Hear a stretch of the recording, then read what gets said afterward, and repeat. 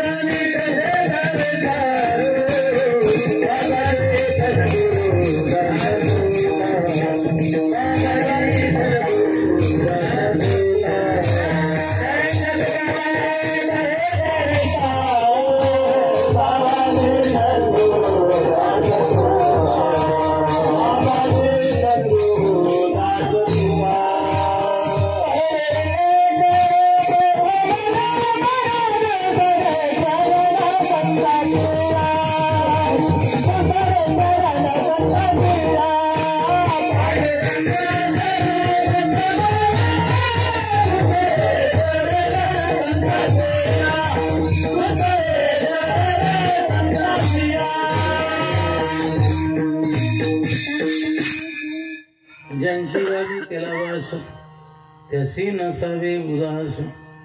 ओम नमो ज्ञानेश्वरा करुणाकरा दयाळा। तुमचा अनुग्रह लादलो पावन झालो चराचरी जयांचे केल्या स्मरण। होई सकळ विद्यांचे अधिकरण तेची बंधू श्रीचरण श्री गुरूंचे ते नमस्कार आता विठ्ठल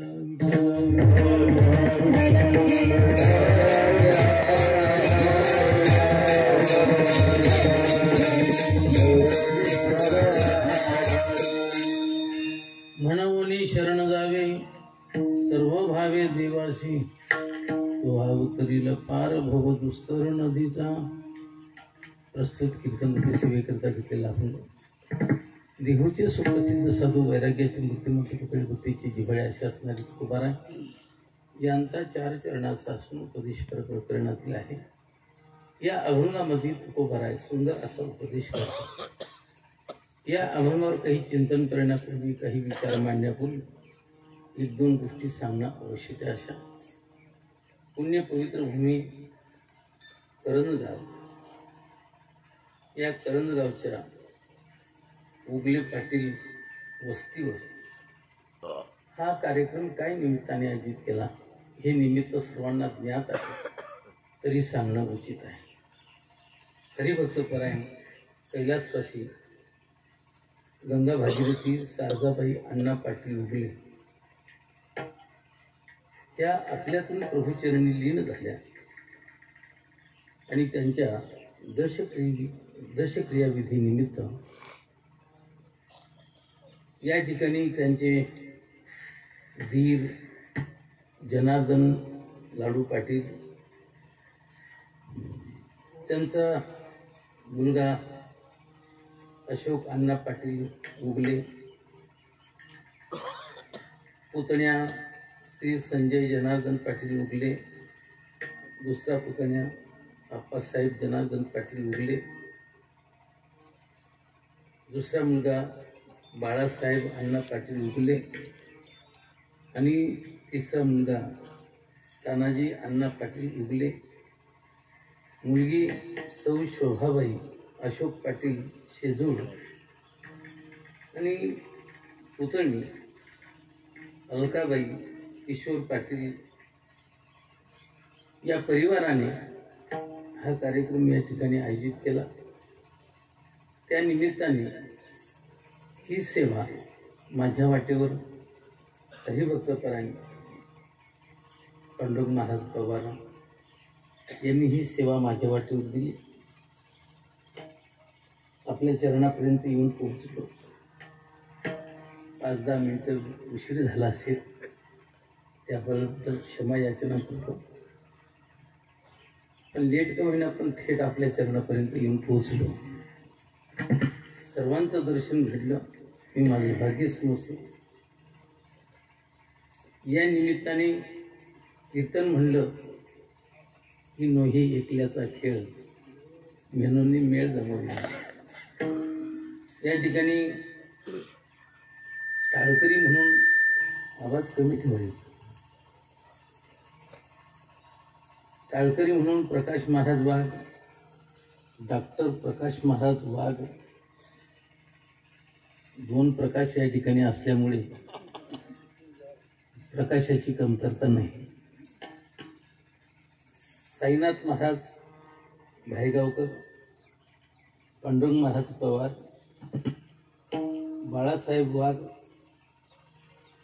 भजनी मंडळाचे आणि यांचे अध्यक्ष, संतोष महाराज वाघ, माऊली महाराज उंदीरवाडीकर, शांताबाई आगाठाण, करंजगाव भजनी मंडळ, वारकरी शिक्षण संस्था, विद्यार्थी दहेगाव, गजर शंकर स्वामीचा चॅनल आणि अनिल तात्या डमाले आणि पूर्ण सर्व काही राहिले असतील,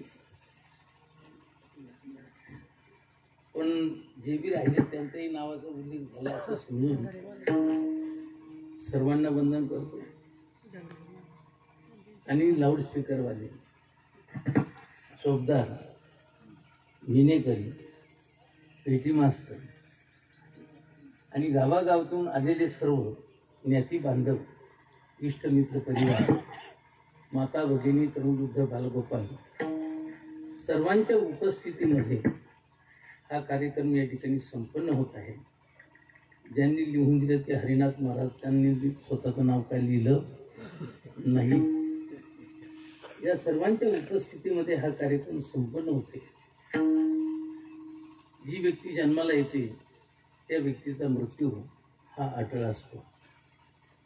भगवद्गीतेमध्ये म्हणतात, जातस्य ध्रुवं मृत्यू ध्रुवं जन्म मृतस्य च तस्माद परिहरेर्थे न तुम शोचितुमर्हसि उपजेते नाशे नाशिले ते पुनर्पि दिशे ये घटिका यंत्र जैसे परिभ्रमिका. हा मंडप दिला. हा मंडप कार्यक्रम आटोपल्यानंतर मोडणार आहे. जे घर बांधलं ते कितीही एक नंबरचं मटेरियल वापरून बांधलं तरी पण त्याची आयुर्मर्यादा ही संपणार आहे आणि एक दिवस ते घर पडणार आहे. झाड उगवलं की कितीही दीर्घ आयुष्याचं झाड असलं, वडाचं झाड लवकर नष्ट होत नाही, पण नष्ट झाल्याशिवाय राहत नाही. पिंपळाचं झाड हे लवकर नष्ट होत नाही, परंतु तेही नष्ट झाल्याशिवाय राहत नाही. कारण या जगामध्ये जी वस्तू उत्पन्न होते ती वस्तू नष्ट होण्यासाठीच उत्पन्न होते. जे औषध निर्माण झालं त्याच्यावरची एक्सपायरी डेट त्याच दिवशी निश्चित झाली. जो मनुष्य सर्व्हिसला लागला त्याची रिटायरमेंटची तारीख त्याच दिवशी निश्चित झाली. त्याप्रमाणे जी व्यक्ती जन्माला आली त्या व्यक्तीचा मृत्यू ज्या दिवशी जन्म झाला त्याच दिवशी मरणाचा दिवस निश्चित झाला. म्हणून कोणीही या ठिकाणी अमरपाटा बांधून येत नाही. येथे नाही उरो आले अवतार तेरते कामर जीव किती. ज्यांच्या हातामध्ये सृष्टीचं सूत्र आहे ते या ठिकाणी आले, कार्य करून निघून गेले. आपल्या हातामध्ये तर काहीच नाही. आपल्याला वाटत होतं आपले केस पांढरे होऊ नये पण झाले. आपल्याला वाटत होतं की आपल्या नाकावर या छटाकाचा बोजा बसू नये पण बसला. आपल्याला वाटत होतं आपल्या हातामध्ये काठी येऊ नये परंतु आली. आपल्याला वाटत नव्हतं की आपले गुडघे दुखावेत पण दुखतायत. आपल्याला वाटत नव्हतं की आपल्याला कोणत्याही प्रकारचा आजार होऊ नये परंतु झाला. एकंदरीत आपल्या हातात तर काहीच नाही, काहीच नाही. तुम्हाला सांगतो, इथपर्यंत येणं आणि इथून परत आपल्या घरी जाणं हे तरी आपल्या हातात आहे का? नाही. तीर्थयात्रेला गेलेला मनुष्य तीर्थयात्रा करून मी परत येईल असं वाटत होतं पण आला का? आलं त्याचं प्रेम आणि त्यांचाही शेवट झाला. म्हणजे एकंदरीत तुम्हाला सांगतो, ज्याच्या हातामध्ये सृष्टीचं सूत्र आहे, वृक्षाची पान हले ज्याची सत्ता राहिली अहंकामध्ये कुठे.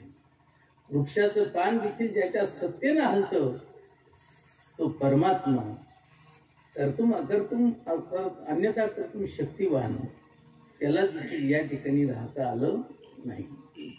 गोकुळामध्ये किती प्रेम मिळालं परंतु थांबता आलं नाही. पुढं कार्य करण्याकरता निघून जावं लागलं आणि कार्य आटोपल्यानंतर या जगामध्ये थांबता आलं नाही. आपल्याला देखील दादा या ठिकाणी आल्यानंतर थांबता येणार नाही. जोपर्यंत आयुष्य तोपर्यंत आपण जगू शकतो. आयुष्य संपलं की जाणंच जाणं आहे.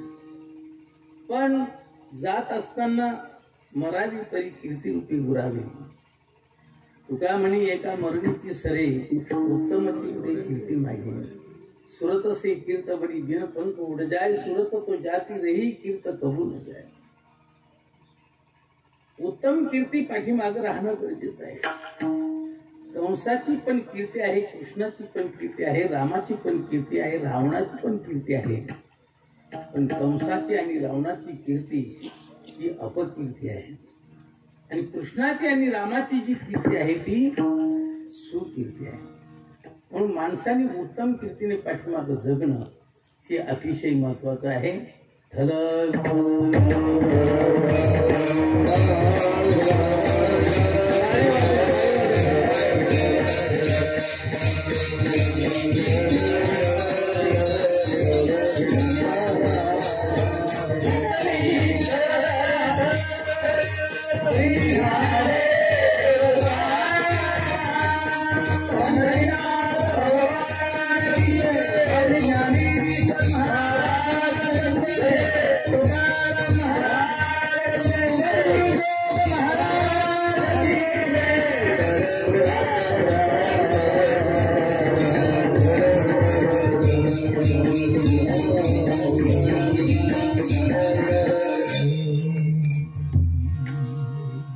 आमचे गुरुबंधू नामदेव महाराज ढवळे यांचे शिष्य विष्णू महाराज यांची या ठिकाणी उपस्थिती लाभली. त्यांचंही या ठिकाणी अभिनंदन करतो.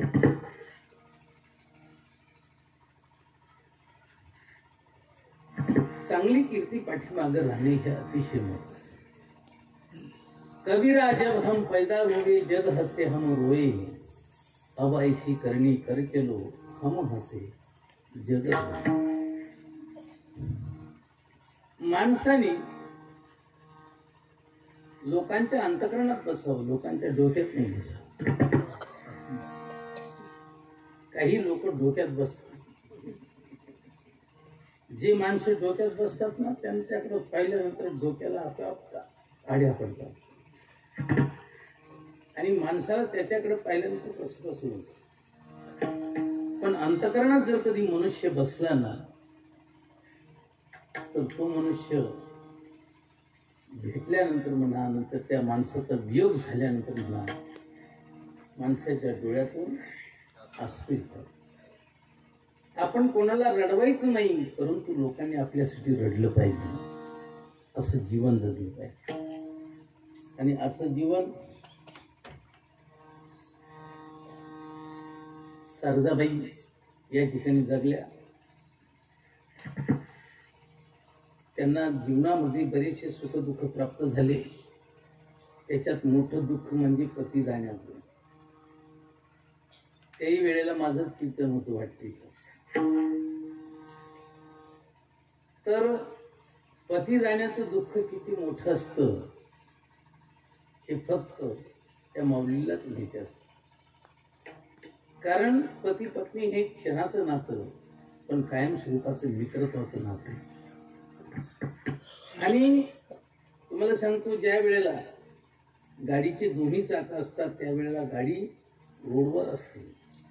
ज्या वेळेला एक चाक गळून पडतं किंवा एक चाक निघून जातं त्यावेळेला ती गाडी एका कोपऱ्याला पडते आणि त्याच्यावर कुत्रे बसतात. म्हणजे त्याची हालत बेकार होऊन जाते. बाई जाऊ नाही तर माणूस जाऊ, पण जो पाठीमागे राहतो त्याची हालत मात्र कठीण होऊन जाते. असं दुःख या माऊलीनं सहन केलं. पण 3 मुलं, 1 मुलगी, त्यांचं वागणं अतिशय चांगलं. त्या वागण्याकडे पाहून, त्या सुखाकडे पाहून ते दुःख कुठंतरी त्या विसरल्या आणि यांच्या आनंदामध्ये त्या आनंदित राहून आतापर्यंत जीवन जगल्या. सुनाही चांगल्या आहेत. शारदाबाईंचा स्वभावही चांगला अतिशय. कीर्तन टाळायचं नाही, हरिपाठ टाळायचा नाही, पंढरपूरची वारी, मिलकर राहिना, वाटकर खाना, सुनांवर मुलींसारखं प्रेम, या पद्धतीचं जगणं. आणि त्यांचं असल्यामुळे, त्यांच्या जाण्यामुळे या परिवारात दुःखाचा डोंगर कोसळला. कारण आई आईच राहते. फुलात फुल जायचं आणि जगात प्रेम आईच. तुम्हाला सांगतो, बायको कितीही प्रेम करेल तरी पण तोंडावरून असा हात फिरून असं नाही करू शकत. परंतु आईचा असा हात फिरला ना की तुम्हाला सांगतो त्रैलोक्यातलं सुख मिळालं. आणि हा असा हात फिरला ना आईचा की कितीतरी दुःख नष्ट झालं. त्या हातामध्ये काय ताकद आहे, त्या भावनेमध्ये काय ताकद आहे, त्या ताकदीची आपण म्हणजे सरणीच करू शकत नाही, त्या ताकदीचा आपण उल्लेखही करू शकत नाही. म्हणून असं प्रेम करणारं पात्र त्या घरातून निघून गेलं, त्याच्यामुळे या परिवारात दुःखाचा डोंगर कोसळला. हे दुःखाचा डोंगर सहन करण्याची परमात्म्याने या परिवाराला शक्ती द्यावी आणि त्यातल्या त्यात मुलीला तर जास्त दुःख राहते. कारण जोपर्यंत आई आहे तोपर्यंत मुलीची पिशवी कधीच रिकामी जात नाही. माहेर मुगाची डाळ तरी बांधून दे, उडदाची डाळ तरी बांधून दे, कांद्याची पात सर्व ठिकाणी भेटते, तरी पण इथून तरी बांधून दे. म्हणजे जोपर्यंत आई आहे ना तोपर्यंत कधीच मुलीची पिशवी रिकामी जात नाही. पण आई गेल्यानंतर मग मात्र काही अपेक्षा करायची नाही. कारण बाप धैर्याचा डोंगर असतो आणि आई प्रेमाचा सागर असतो. त्या मुलीच्या जीवनातून, मुलांच्या जीवनातून प्रेमाचा सागर आटला. म्हणून हे मोठं दुःख सहन करण्याची परमात्म्याने त्यांना शक्ती द्यावी आणि त्या आत्म्याला प्रभूचरणी जागा मिळावी आणि त्यांना ऊर्ध्वगती मिळावी आणि त्यांची सद्गती व्हावी ही प्रभूचरणी प्रार्थना करतो.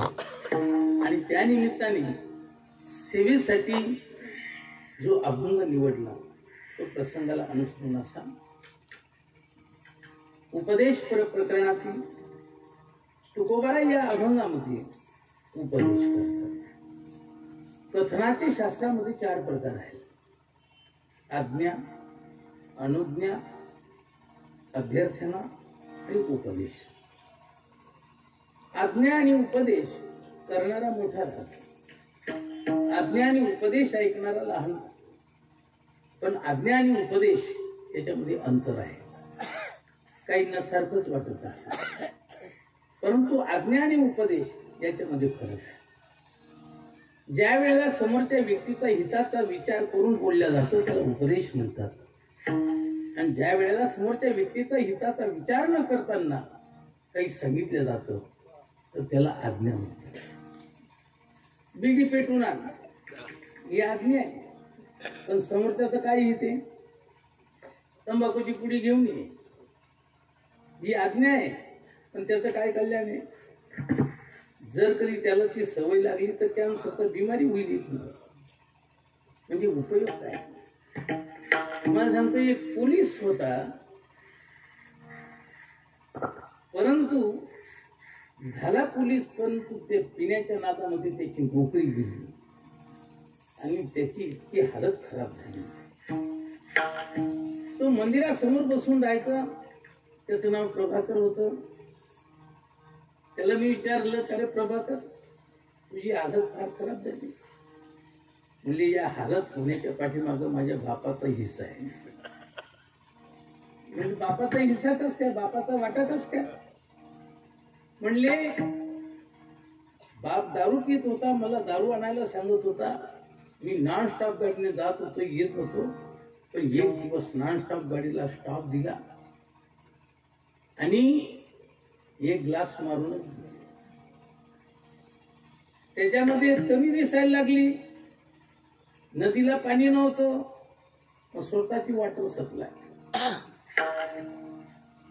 आणि ती बाटली नेऊन दिली. त्याच्या पुढे मी प्यायला सुरुवात केली आणि पोलिसाच्या नोकरीमध्ये ती वाढत गेली आणि याच्यात माझी नोकरी पण गेली आणि माझी दयनीय अवस्था झाली. बापाने केलेली आज्ञा कल्याण झालं का त्याचं? ही वस्तुस्थिती महाराज नारदाच्या गादीवर मी नावासकट तुम्हाला बोलतो, तुम्ही जाऊन तपास करू शकता. एकंदरीत आज्ञा करण्यामध्ये समोरच्या व्यक्तीचं कल्याण आहे का अकल्याण आहे याचा विचार न करताना जे बोलल्या जातं त्याला काय म्हणतात? आज्ञा म्हणतात. आणि उपदेशामध्ये मात्र समोरच्या व्यक्तीचं कल्याणच होईल या पद्धतीचं जे बोलल्या जातं तर त्याला उपदेश म्हणतात. अनुज्ञा त्याला म्हणतात की एखादी व्यक्ती पंढरपूरला जाण्याकरता निघाली आणि पंढरपूरला निघाल्यानंतर त्याला आठवण आली की आपल्या गावातली जी व्यक्ती आहे ती वारकरी आहे, त्याचं आपण दर्शन घ्यावं. आणि त्याचा आशीर्वाद घेऊन पुढं मार्गाला लागावं. तेव्हा तो येतो आणि दर्शन घेतो आणि म्हणतो, बाबा पंढरपूरला निघालो, सप्त्यामध्ये माळ घातली, रोज ज्ञानेश्वरी वाचतो, दोन्ही टाइम हरिपाठ करतो, एकादशी सोमवार धरतो, व्यसन सर्व सोडून दिले, कुठल्याही प्रकारचा मांसाहार नाही, माळ घातली सुंदरपैकी आणि अतिशय काटेकोरपणाने नित्यनेमाने वागतो. आणि आता पंढरपूरची वारी आली, तर वारीला निघालो, पण जाता जाता तुमचं दर्शन घ्यावं म्हणून आलो. त्यावेळेला समोरची व्यक्ती म्हणते, वा खूप चांगली गोष्ट आहे, त्याला काय आज्ञा म्हणायची का? ही आज्ञा बी नाही आणि हा उपदेश पण नाही. ज्याला काय म्हणतात? अनुज्ञा.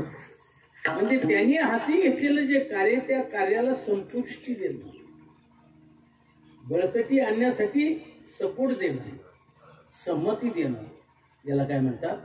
अनुज्ञा. आणि अभ्यर्थना, महाराज कीर्तनाची वेळ झाली, फेटा बांधणं, याला काय म्हणतात? अभ्यर्थना म्हणजेच प्रार्थना. पाठाची वेळ झाली, गुरुजी चला पाठाची वेळ झाली, चला. सर्व विद्यार्थी येऊन बसलेले, सर्व तयारी झाली, चला. तर ही काय? अभ्यर्थना म्हणजे ही प्रार्थना. तर असे कथनाचे 4 भाग सांगितले, त्यापैकी या ठिकाणी तुकोबार आहे उपदेश करणार. उपदेश करणारा मोठा, उपदेश ऐकणारा लहान. मग संत मोठे का? संत मोठेच आहेत.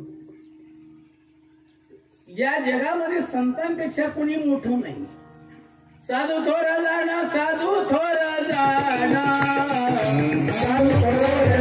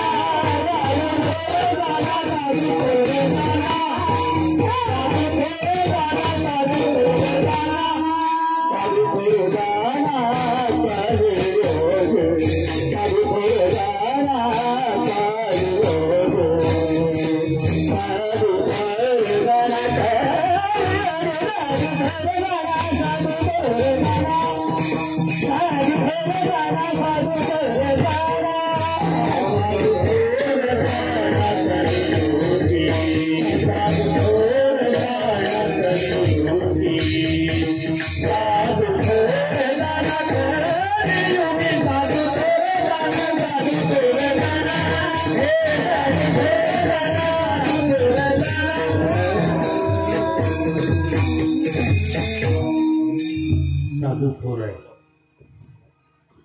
नुसतं कलियुगातच थोर आहे असं नाही. कृतयुगामध्ये ध्यान करणारा श्रेष्ठ, त्रेतायुगामध्ये यज्ञ करणारा श्रेष्ठ, द्वापार युगामध्ये पूजन करणारा श्रेष्ठ आणि कलियुगामध्ये नामधारक श्रेष्ठ. आणि ते नामधारक, नाम प्रवर्तक संत म्हणून साधू थोर जाणा. साधू थोर निळोबारे देखील म्हणतात, काय त्यांचा महिमा वानु वारंवार, हरिभक्त थोर.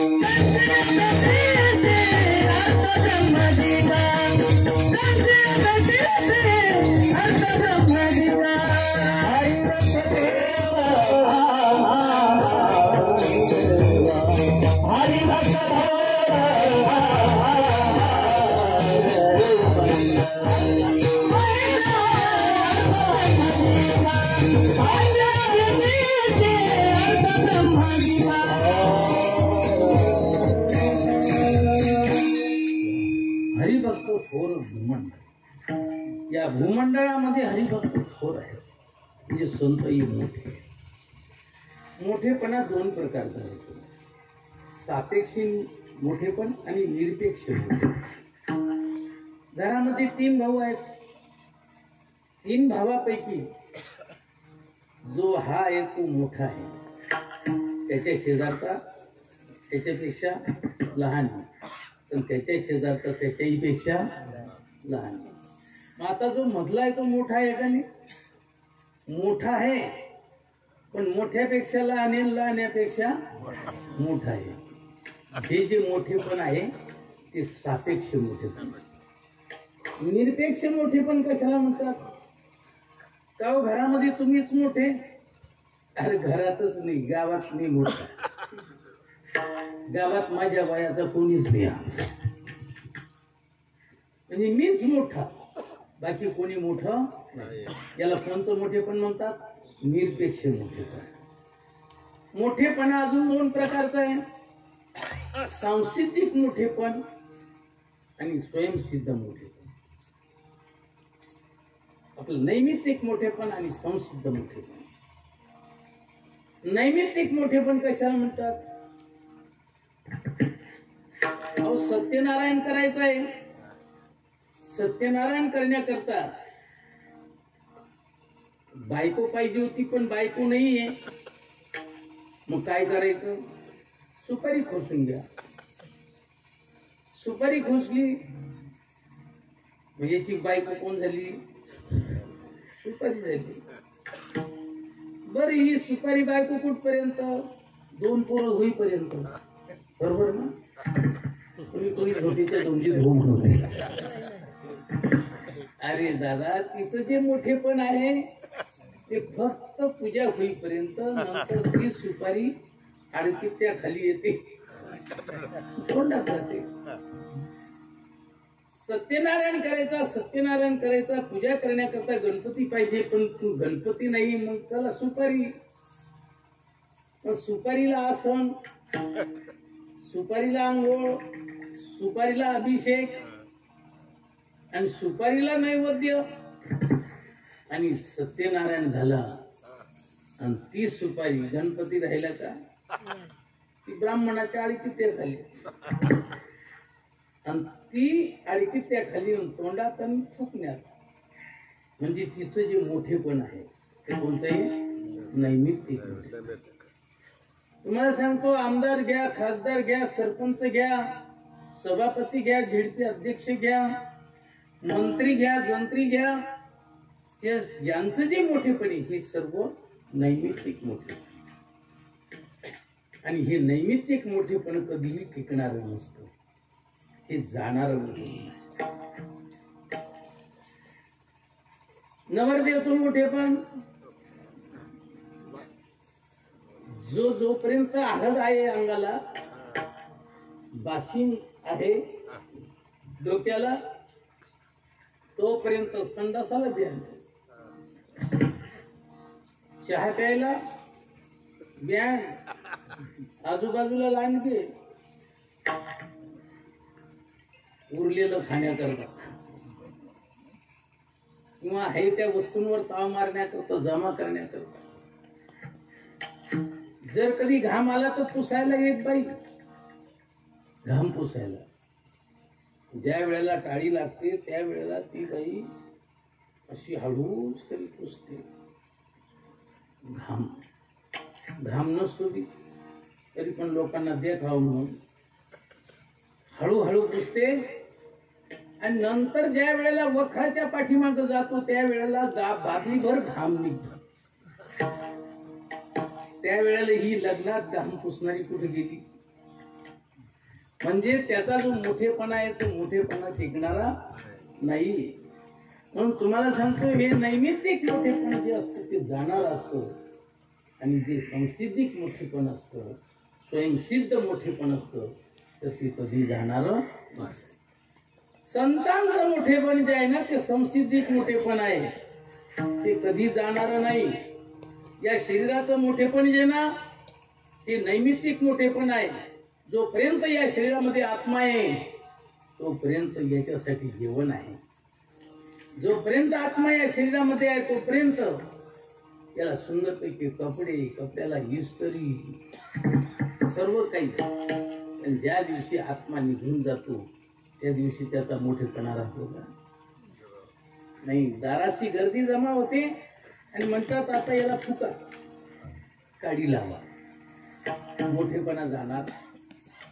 पण संतांचा जो मोठेपणा आहे ना तो कधीच जाऊ शकत नाही, कधीच जात नाही. 700 वर्ष माऊलींना झाली, 750 वर्ष झाली. आजही माऊली हृदयात, तुकोबाराय हृदयात आहे, गंगागिरी महाराज हृदयात आहे, आमचे जोग महाराज हृदयात आहे. तुम्हाला सांगतो हा जो मोठेपणा आहे ना हा मोठेपणा जातच नाही. आणि हा त्यांचा जो मोठेपणा आहे तो निरपेक्ष मोठेपणा आहे. मोठे कोण कोण आहे तुम्हाला सांगतो. मोठी पृथ्वी आहे, पृथ्वी काय की बड़ी, वो तो शेष के सिर पर खड़ी, फिर शेष बड़ा, शेष काय का बड़ा, वो तो शंकर जी के गले में लपट पड़ा, फिर शंकर जी बड़ा, शंकर काय का बड़ा, वो तो रावण के डर से कैलाश में दड़ा, फिर कैलाश बड़ा, कैलाश काय का बड़ा, उस कैलाश को तो रावण ने 3 दफे उखाड़ा, फिर रावण बड़ा. अरे म्हणले रावण मोठा. अरे म्हणले कायचा मोठा, कशाचा मोठा तो रावण. त्याला ताकदीची भयंकर खुमखुमी होती, भयंकर गर्व होता, भयंकर अभिमान होता. त्याला असं वाटत होती की माझ्यापेक्षा बलवान कोणीच नाही. पण त्याचं अंग रसरस करत होतं. त्याला खेळणारा कोणी भेटत नाही, खेळणारा कोणी भेटत नाही म्हणून नारद महर्षी आले. नारदाला सांगितलं विना बाजूला ठेवा, चिपळ्या बाजूला ठेवा, माझ्याशी 2-2 हात खेळून. त्यावेळेला नारदानी सांगितलं बाबा माझी प्रसिद्धी भजनात आहे. नाही का बाळाच आहे, माझी प्रसिद्धी भजनात आहे, माझी काही कुस्ती खेळण्यात प्रसिद्धी नाही बाबा. तुला खेळायचं तर खेळ, पण माझी प्रसिद्धी त्याच्यात नाही. मी भात भाकरी खाणारा माणूस तुझ्यासारखा नाही. तुला पत्ता देतो लागतो. आणि पत्ता दिला तुम्हाला सांगतो, जा बलीकडं, आणि तिथं नाही काम भागलं तर जा वालीकडं. आणि जसा निघाला बलीचं नाव ऐकल्याबरोबर लगेच बलीच्या पाताळामध्ये भगवान परमात्मा दरवाजा राखत होता. विठ्ठल विठ्ठल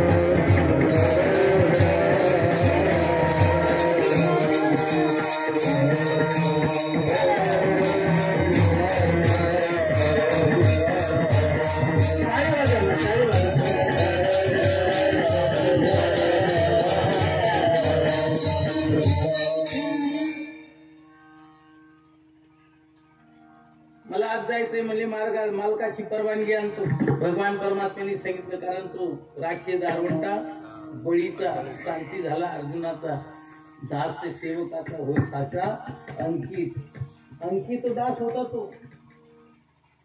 व पैसे घेऊन माणसं सोडणारा नव्हता, अंकित दास होता आणि दासच होता. कारण दासाला स्वातंत्र्य काहीच नसतं. तुम्हाला सांगतो नोकराला तरी स्वातंत्र्य असतं, पण दास हा पूर्णपणे परतंत्र असतो.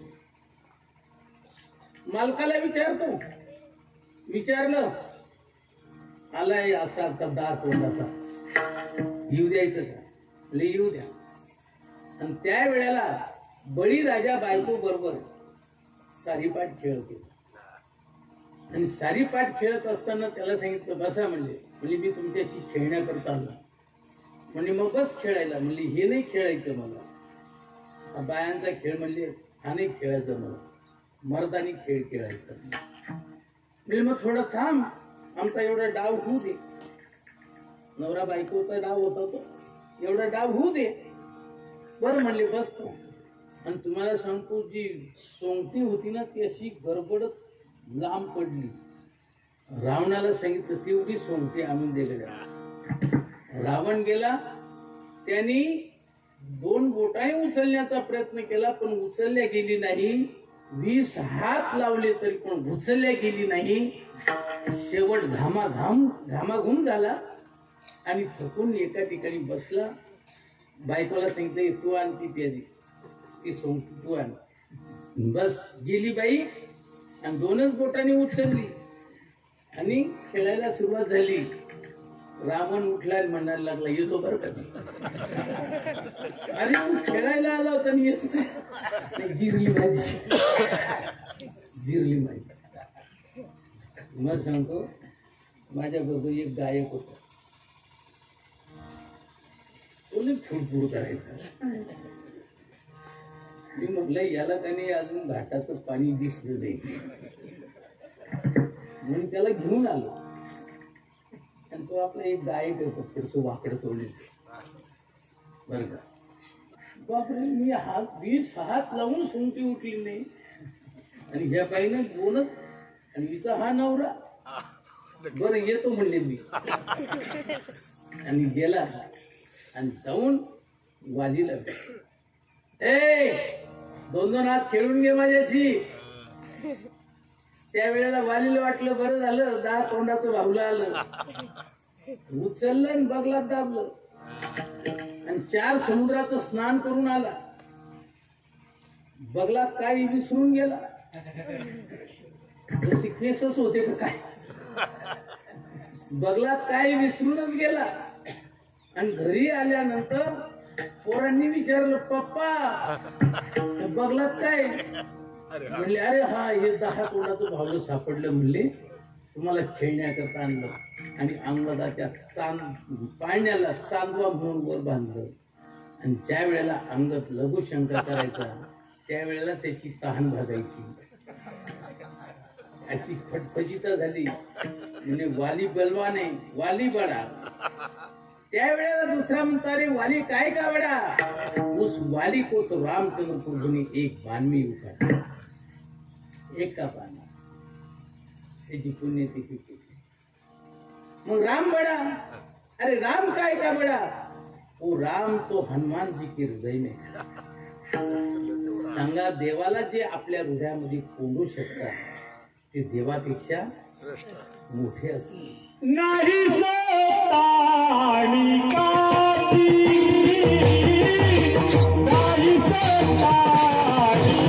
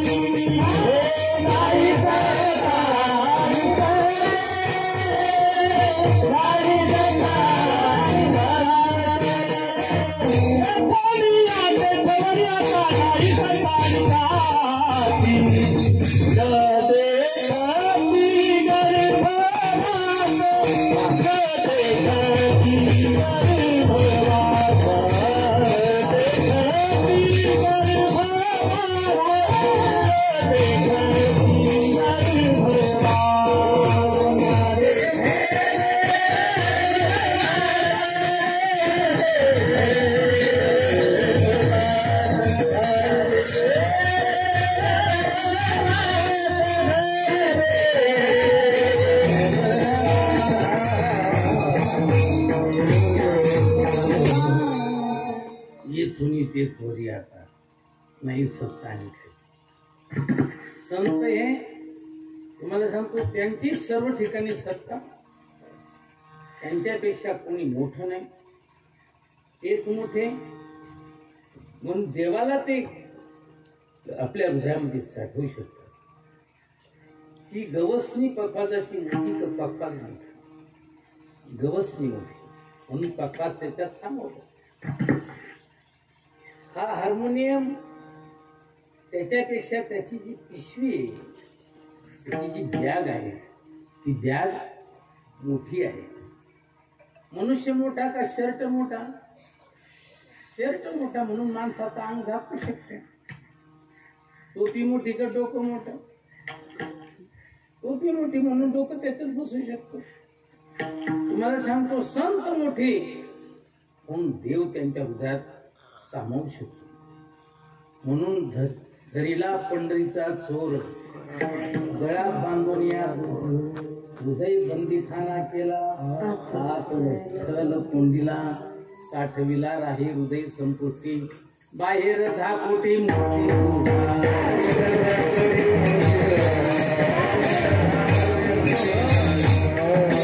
संपुष्ट हृदय पेटी करुणी पोटी साठवू. सावता महाराजांनी भगवान परमात्म्याला धन्य त्याची माता, धन्य त्याचा पिता, साठविला भाता खरी. संत जनाबाईंना हा चोर पकडला आणि याला हृदयाचा बंदीखाना करून त्याच्यात कोंडला. म्हणजे संत हे देवासाठी गवसणी आहे त्यांचं हृदय. जयाचे चित्त गवसणी व्यापका मज ज्ञानोबाराय म्हणतात. भगवान परमात्म्याच्या तोंडामध्ये शब्द वापर घालतात ज्ञानोबाराय की भगवान स्वतः म्हणतो की ज्यांचं चित्त मी व्यापक असलेला परमात्मा, माझ्या परमात्म्या व्यापकासाठी ज्यांचं चित्त गवसणी झालं. म्हणजे संत हे व्यापकतेच्या दृष्टिकोनातून देवापेक्षा मोठे आहेत आणि कार्याच्या दृष्टिकोनातूनही देवापेक्षा मोठे. देवाचं कार्य जगत निर्माण करणं, पण संतांचं कार्य त्या जगताचा उद्धार करणं. देवाला नाही जमत. रामकृष्ण विठ्ठल विठ्ठल.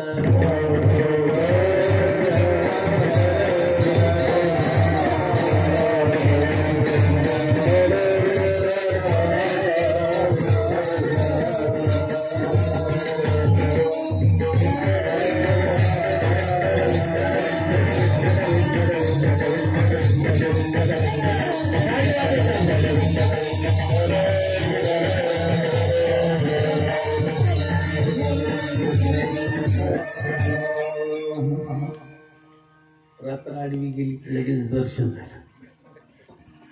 तेव्हा कार्याच्या दृष्टिकोनातून संतांचं कार्य देवापेक्षाही श्रेष्ठ आहे.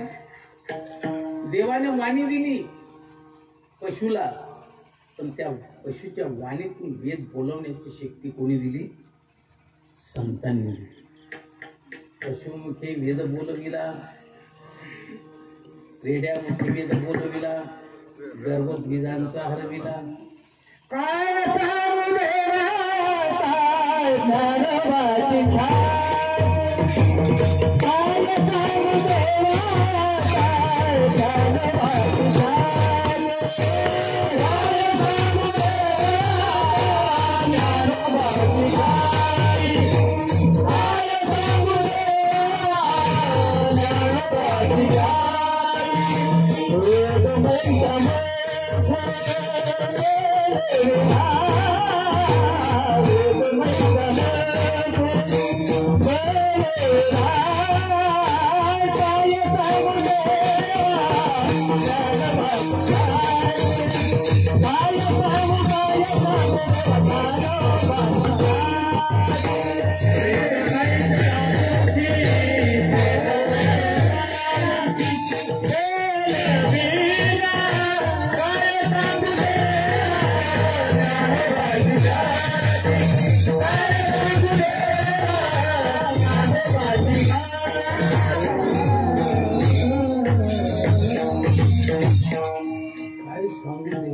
ज्ञानोबाची ख्याती सांगताच येत नाही. रेड्याच्या तोंडातून तुम्हाला सांगतो, सर्कस मध्ये सर्व प्राणी पाहिले असतील पण रेडा नाही पाहिला. पण तो रेडा सर्कसच उधळून झाले असा बिंडोक प्राणी. पण त्याच्या तोंडातून वेद बोलवला, सर्व ब्राह्मणांनी आपल्या पोथ्या शुद्ध करून घेतल्या. ही शक्ती कोणाची? म्हणून संत जे करू शकतात ते देव करू शकत नाही. देव जे करू शकतो ते संत करू शकतात, पण जे संत करू शकतात ते देवही करू शकत नाही. तुम्हाला स्त्रीचा पुरुष एका क्षणात जी निमिष मारते, पापणी लावते एवढ्या टाइमात मॉडेल बदल, ऑपरेशन नाही. तुम्हाला सांगतो ही ताकद संतांची आहे. म्हणून संतासारखे मोठे कार्याच्या दृष्टिकोनातून तुम्हाला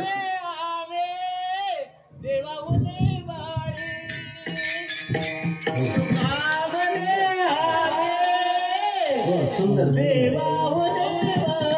म्हणे आम्ही देवा बळी राहिलो निराळे ठेवण्या. डोळे नाहीत पण डोळ्यावाल्याला लाजवेल असं प्रमाण. सुंदर पैकी तुका म्हणे आम्ही देवाहुनी बळी राहिलो निराळी ठेवण्यास. संत म्हणतात आम्ही देवापेक्षा बलवान. कार्याच्या दृष्टिकोनातून, व्यापकतेच्या दृष्टिकोनातून संत हे देवापेक्षा मोठे आहेत. तुम्ही पहा, भगवान परमात्म्याने नंद बाबाच्या घरी बैलाचं दूध काढलं, पण आमच्या तुकोबारायांनी त्या गेलवाडीला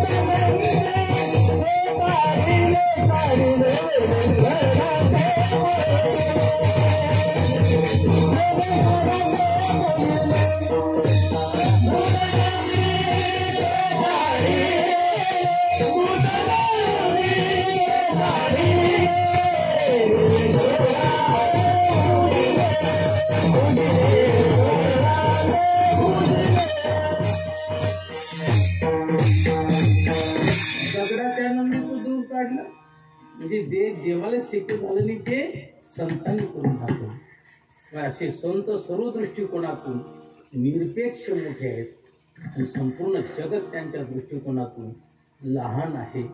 आणि अशा लहान जगताला संत मोठे असलेले ते उपदेश करतात. उपदेश करताना म्हणतात, बाबांनो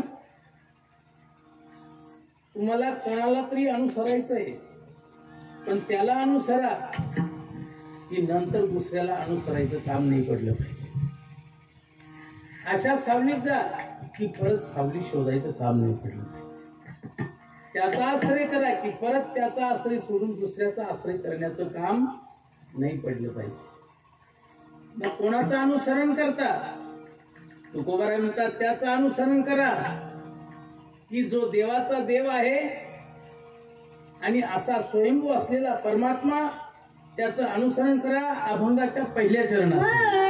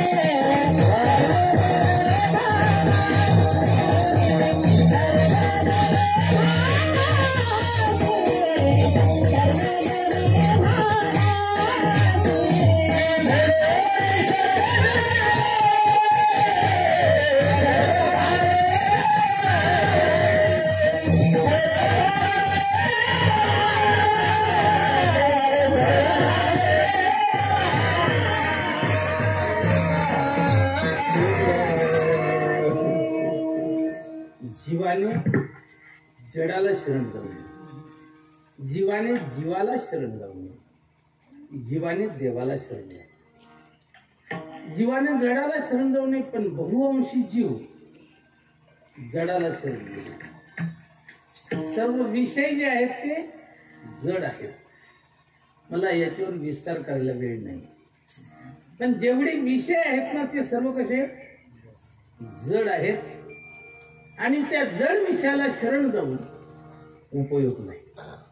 पण जीवाने जडाला शरण जायचं नाही, जीवाने जीवाला शरण जायचं नाही. कारण सर्व जीव कसे, जो देखे सो दुखिया बाबा, सुखिया कोही नाही रे. कोण सुखी आहे?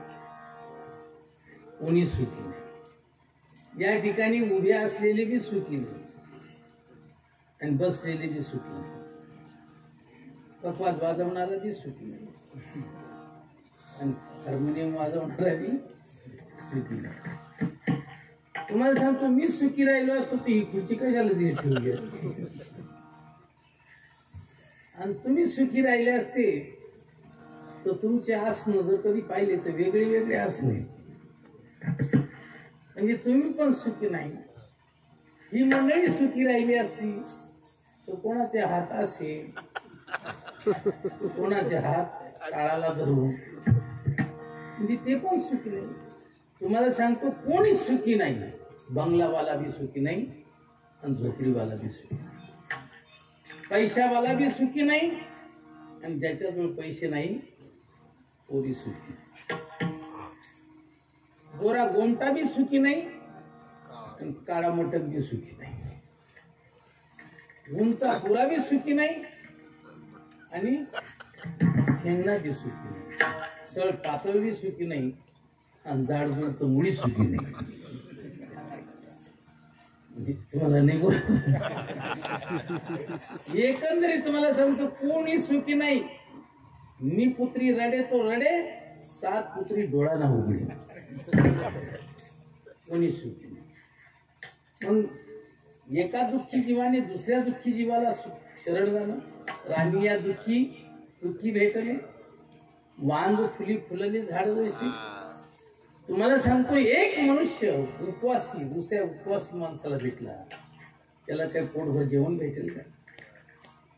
दोन बाया अशा समोर बसायच्या आणि बसल्या की रामकृष्ण हरीला सुरुवात झाली की त्यांची बी सुरुवात व्हायची.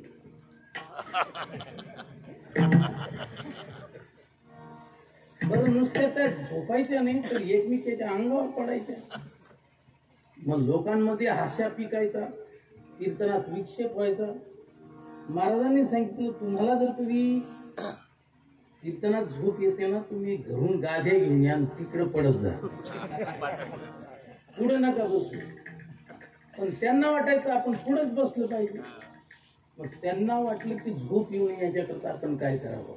दोघींनी तपकीरच्या डब्या घेतल्या, त्याच्यात कोंबून तपकीर भरली आणि रस्त्यानं येत असताना म्हणले, आता झोप आली का? नाकात भरायची तपकीर. शिंक आली की झोप उडून जाईल.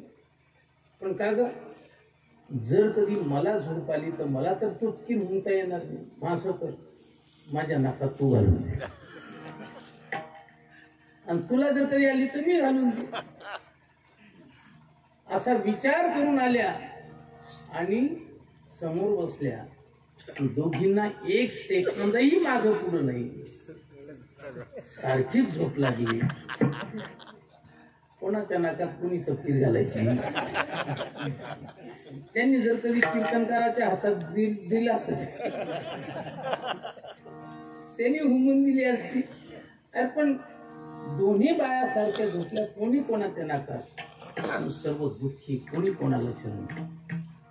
उपयोग काय? काही उपयोग नाही. म्हणून जीवाने जीवाला शरण जायचं नाही. आणि तुम्हाला सांगतो, इथून तर थेट ब्रह्मदेवापर्यंत जेवढे आहेत ना, हे सर्व जीव आहेत. ब्रह्मशाना पर्वते वाढणे नाही जीवाचे. जीव वाढून वाढून कुठपर्यंत वाढतो? ब्रह्मदेव. तिथून त्याची मर्यादा संपते. राजकारणामध्ये वाढून वाढून किती वाढतो? शेवट राष्ट्रपती, त्याच्या पुढं नाही. तसं तुम्हाला सांगतो, जीव वाढला वाढला, किती वाढला, फक्त ब्रह्मदेव झाला. तिथून ब्रह्मभूना लोका पुनरावर्तीन अर्जुन मामुखे कोणते पुनर्जन्माला. जन्म मरणाच्या पलीकडे जाण्याकरता आपल्याला ब्रह्मदेवाला शरण जाऊन काय उपयोग होणार नाही. म्हणून जीवाने जीवाला शरण जायचं, जीवाने देवाला शरण जायचं. बर, कोणत्या देवाला शरण जायचं? देव तीन प्रकारचे, केलेले, झालेले आणि स्वयंभू. केलेले जीव, आपलं केलेले देव, शिड्या तांब्याचे बावले केले, पाठ मांडणीवरती बसविले, गंधा अक्षदा झाकुळीले, मना येईल ते नाव ठेविले. यांना हे केलेले देव, हे झालेले देव. का शतएक जन्मा जन्मोनी ब्रह्मकर्मा करी तुझे ब्रह्मा आनंद. का शतमक संपत्ती स्वर्गीची. हे झालेले देव, यांना शरण जाऊन उपयोग नाही. मग जो स्वयंभू देव आहे ना, बळीया माझा पंढरीराव, तो हा देवाचा ही देव. वेदांत बोलिला, अर्थ तुकाई पाहिला, विठोबाची शरण झाले, विठ्ठलिका नामे गावे.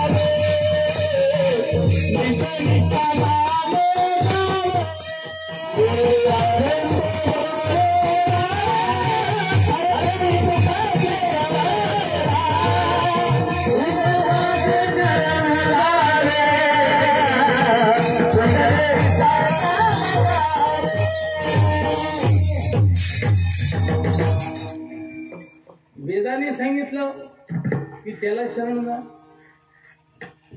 शास्त्रानं सांगितलं त्याला शरण जा, पुराणाने सांगितलं त्याला शरण. त्याचंच प्रमाण भाऊंनी दिलं. वेद अनंत बोलीला, अर्थ युतुकाची साधीला, भाषी शरण जावी निज निष्ठा मानून. सकळ शास्त्रांचा विचार, अंती तुकाची निर्धार, 18 पुराणी तळांत तुका म्हणे हाची. त्याला शरण जातात. वेद बोलतो, वेदासारखा शाना कोणी नाहीये, बाकीचे सर्व दीड शाने. पण खरा शहाणा जर कधी कोण असेल तर वेद.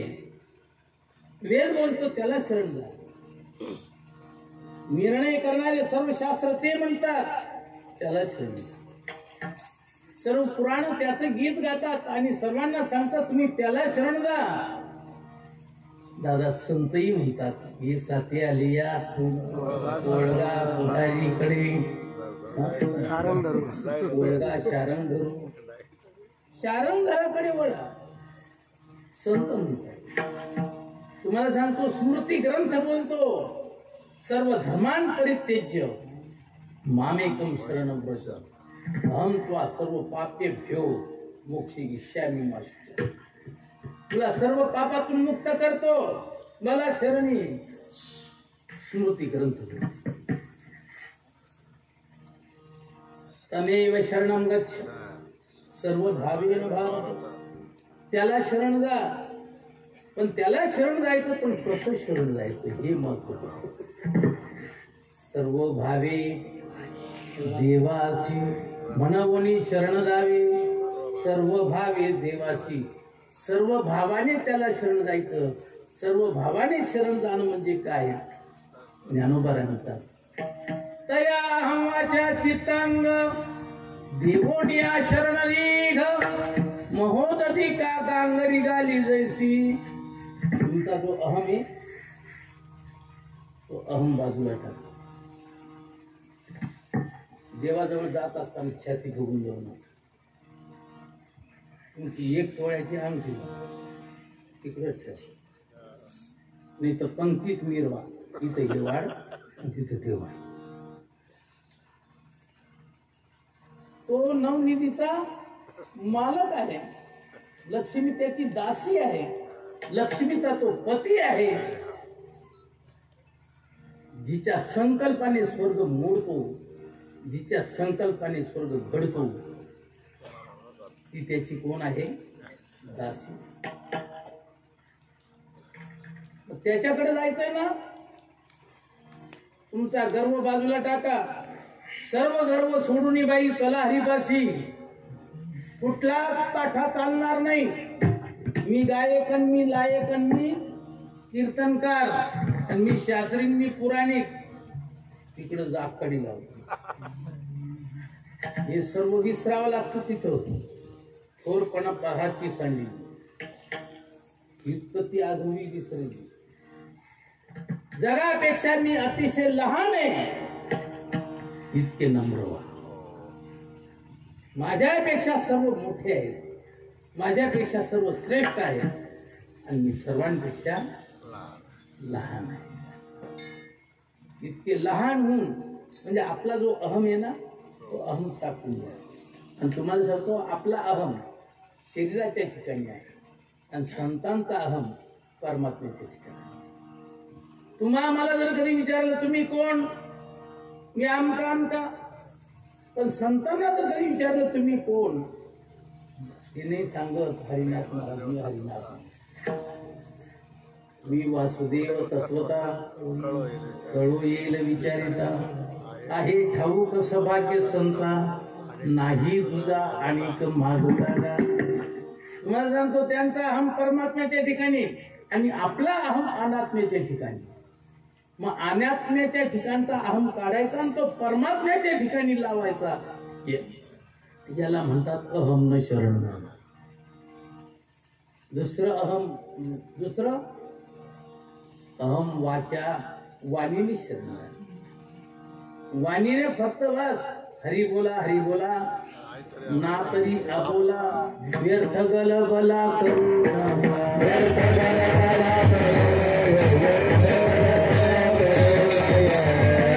हरी बोला नाही तरी अबोला,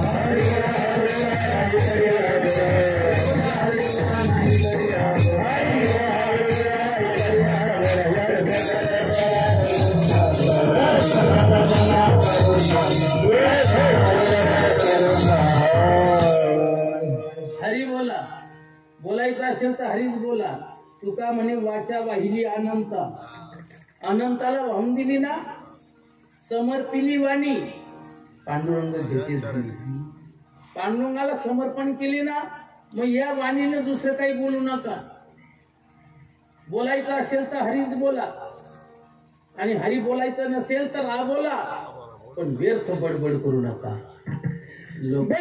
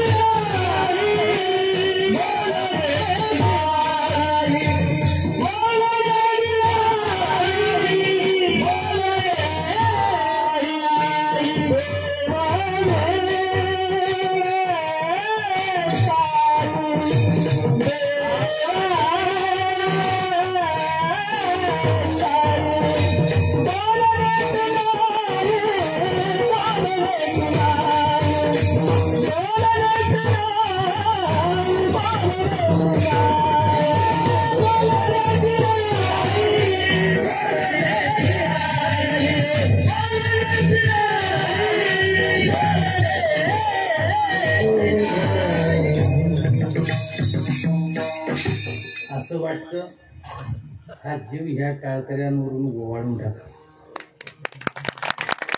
खूप गोड बोलण्याची नाही आता देवाविण काही बोलायचंच नाही. देवापेक्षा दुसरं काही. अनंत वाचाळ बरळती बरळ दयाळ पावलं. लोकांना कीर्तनातही देवाशिवाय बोलतात. कीर्तन आणि त्याच्या देवाचा संबंध वेगळी वेगळी बडबड करत नाही. म्हणून तुम्हाला सांगतो ही वाणी त्याला समर्पण केली ना. तुका म्हणे वाचा वाहिली अनंत, बोलायचे आता काम नाही, बस दुसरं काहीच बोलू नका. नामदेव महाराज म्हणतात एक बोल स्पष्ट बोलावा, एकच बोल स्पष्ट. मेन गुन्ह्या गो बोलेना वाट बोलेना. माणसाने स्पष्ट बोला. राग येईल त्याच्या घरी परंतु स्पष्ट बोलून मोकळं व्हावं. तुम्हाला सांगतो, जे स्पष्ट बोलत नाही ना ते काय करतील त्याचा पत्ता लागतो. दुर्योधन स्पष्ट बोलत नव्हता, पण त्याची कर्तबगारी काय होती तुमच्या लक्षात नाही. माणसाने बोलून मोकळं व्हा. तुम्हाला सांगतो, जे मोकळे माणसं राहतात ना त्यांचं हसणं बी मोकळं राहतं, आणि जे मनातल्या मनात काहीतरी गडबड करतात ना त्यांचं हसणं बी मनातल्या मनात राहतं.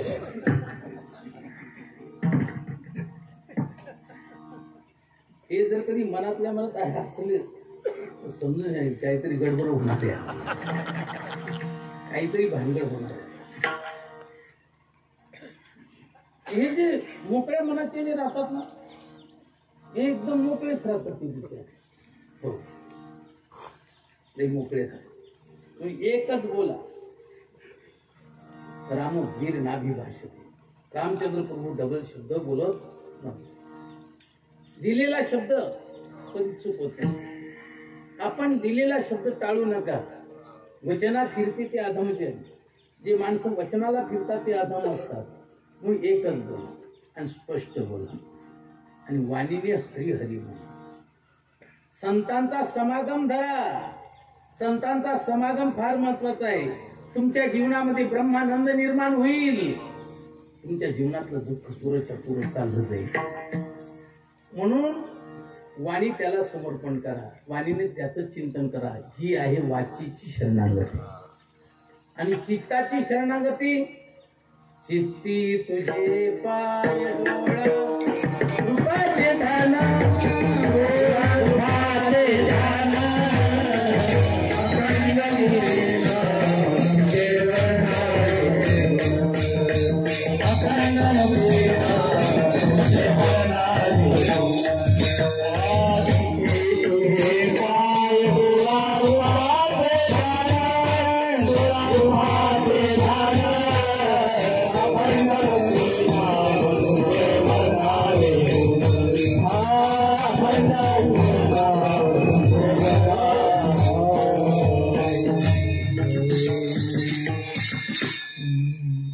गेला होता. माझे चित्त तुझे पायी राहो ऐसे करी काही, म्हणून धरून या बाही दोहा तारी दातारा. मग ही चित्ताची शरणागती. आणि आता शेवटची शरणागती ऐका. आपला टाइम जवळजवळ संपत आलेला आहे, संपलेलाच आहे. मंडळीला पुढचा कार्यक्रम करायचा आहे. पुन्हा आपल्याला जास्त लांबवायचं नाही, नाहीतरी एका कीर्तनामध्ये काही अभंग पूर्ण होत नसतो. अभंगात खूप लोक म्हणजे खूप काही बोलण्यासारखं असतं, पण लोक अभंग फक्त कीर्तनामध्ये घेतात, अभंगाला स्पर्शच करत नाही. ते म्हणतात आम्ही अभंगाला दुखवत नाही, आणि शेवटच्या चालीलाच अभंग आणून ठेवतात. बस तिथं अभंगामध्ये बोलण्यासारखं खूप असतं. म्हणून या ठिकाणी तुकोबाराय आपल्याला शेवटची शरणागती सांगतात. शेवटची शरणागती. देह समर्पिजे देवा, फार काहीच न घ्यावा, होईल आघवा, तुका म्हणे आनंद. हे शरीर त्याला समर्पण करा, आणि तो जसं ठेवेल ना तसं राहा. अल्लाह रखेगा वैसा भी रहना रे, मौला रखेगा वैसा भी रहना, अल्लाह रखेगा वैसा भी रहना, मौला रखेगा वैसा भी रहना, रखेगा वैसा भी रहना रे, मौला रखेगा वैसा भी रहना, रखेगा वैसा भी रहना, मौला रखेगा वैसा भी रहना. त्यांनी जसं ठेवलं तसं राहायचं. कानकुसपणा करायचा नाही. आठवला ना आजार स्वीकारा. प्रभू तुझी इच्छा. रामकृष्ण परमहंस आवाज जरा व्यवस्थित ठेवा. आवाज लयच कमी केले सर. नाही, त्यांनी इशारा दिला असेल कदाचित.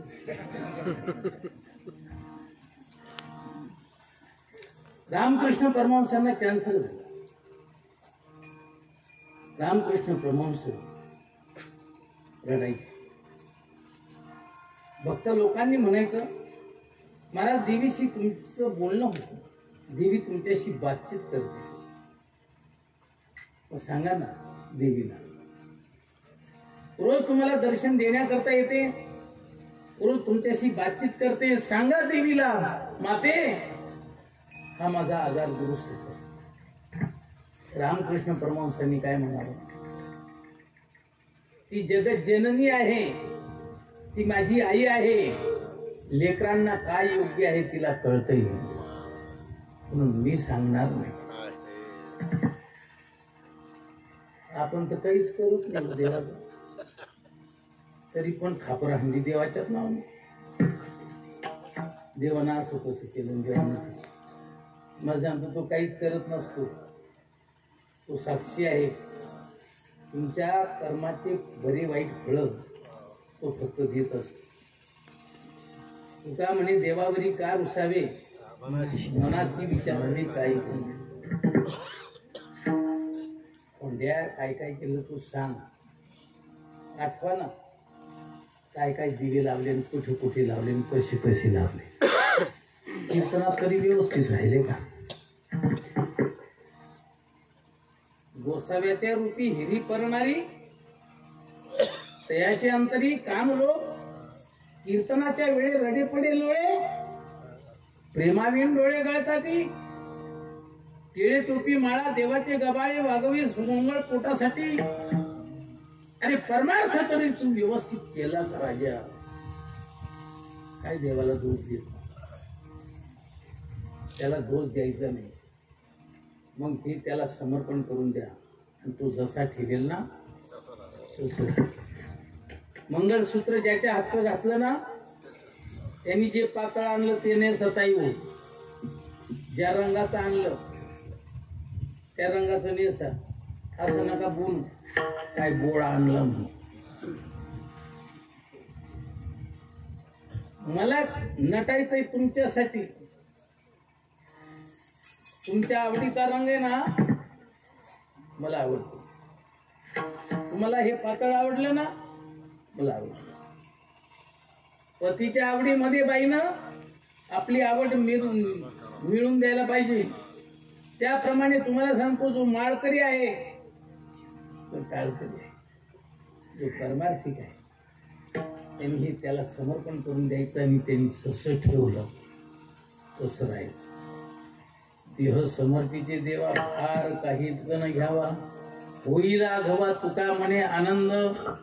या प्रकारची शरणागती करायची, आणि 2 मिनिटात शरणागती सांगतो, आणि 5 मिनिटाच्या आत आपण सेवानिवृत्त होऊया.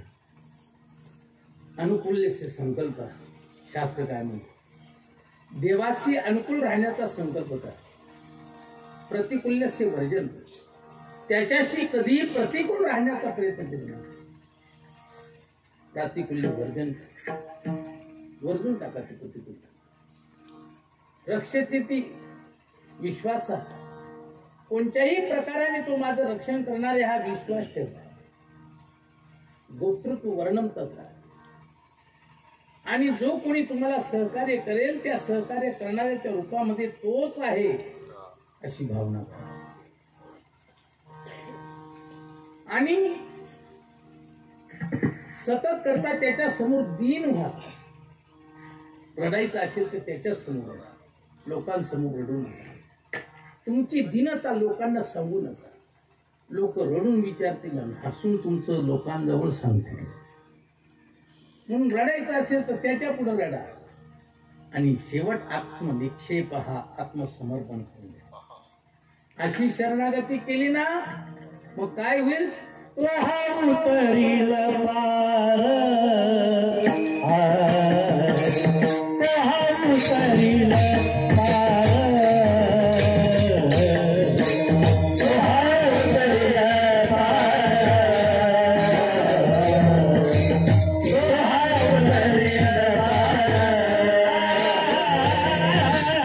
तो हा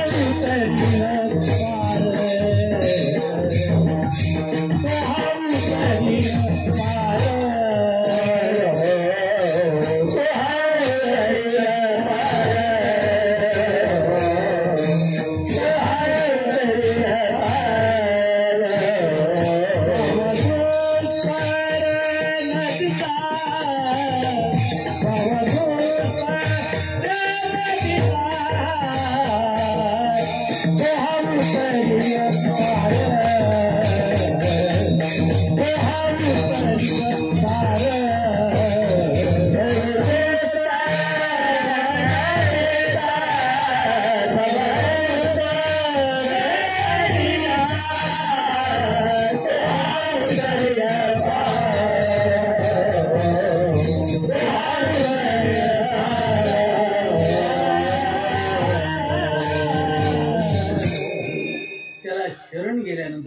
करेल तो हा उतरील पार भव दुस्तर नदीचा. हा भवसागरातून तुम्हाला तारून नेईल. पण का हो, तुमच्या म्हणण्याप्रमाणे शास्त्राच्या म्हणण्याप्रमाणे आम्ही शरण गेलो, पण त्यांनी जर कधी आमची पाठीमागची फाईल पाहिली तर अरे बाबा तो फार करुणावंत आहे त्यातून.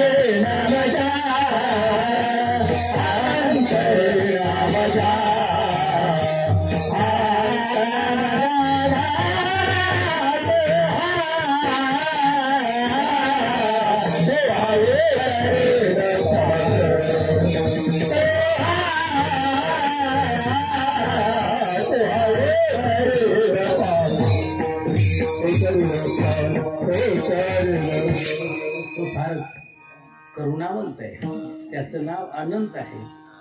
का हो, त्याच्याबद्दल साक्षी पुरावा. अरे माझ्या अनुभवाला आलं तेच मी प्रगट बोललो ना.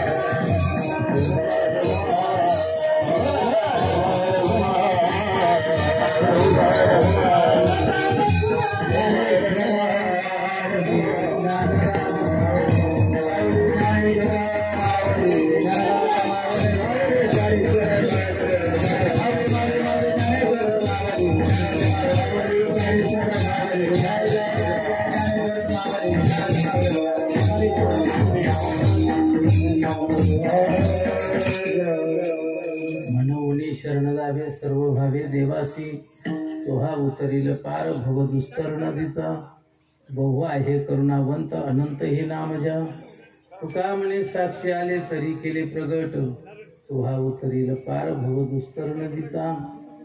या अभंगावर आपण थोडंसं चिंतन पाहिलं.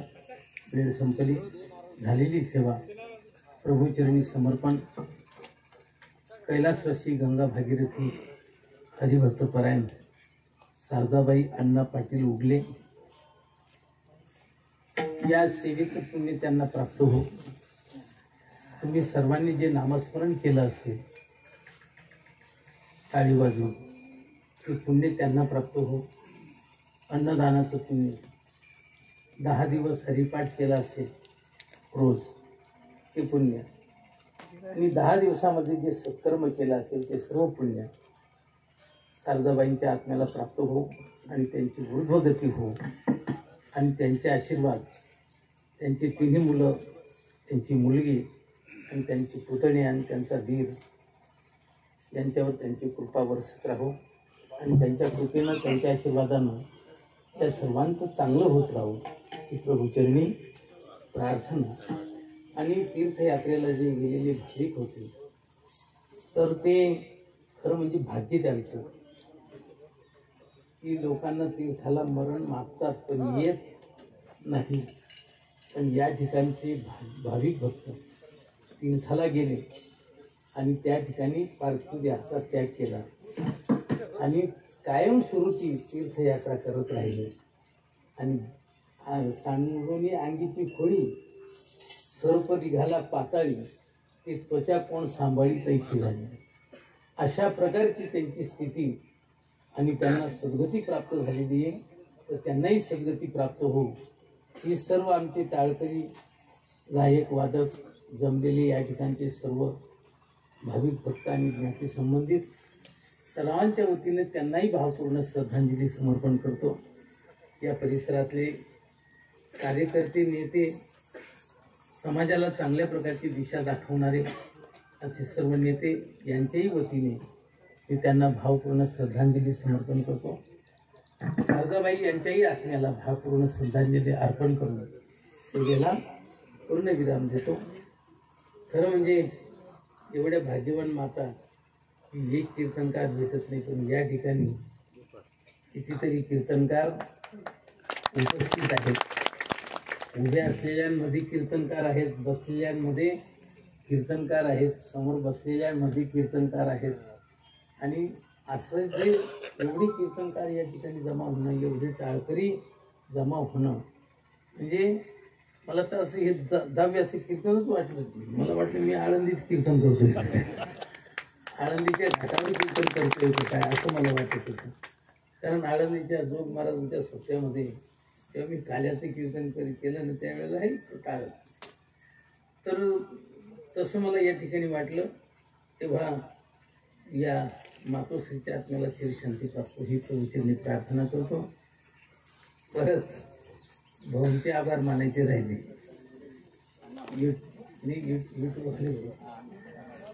अण्णा भाऊ, परत आमचे उत्तम आबा भाऊ आणि परत सर्व ज्येष्ठ श्रेष्ठ मंडळी, त्यांचं सर्वांचं अभिनंदन करतो, गुण व्यक्त करतो आणि सेवेला पूर्ण विराम देतो. विठ्ठल जय जय.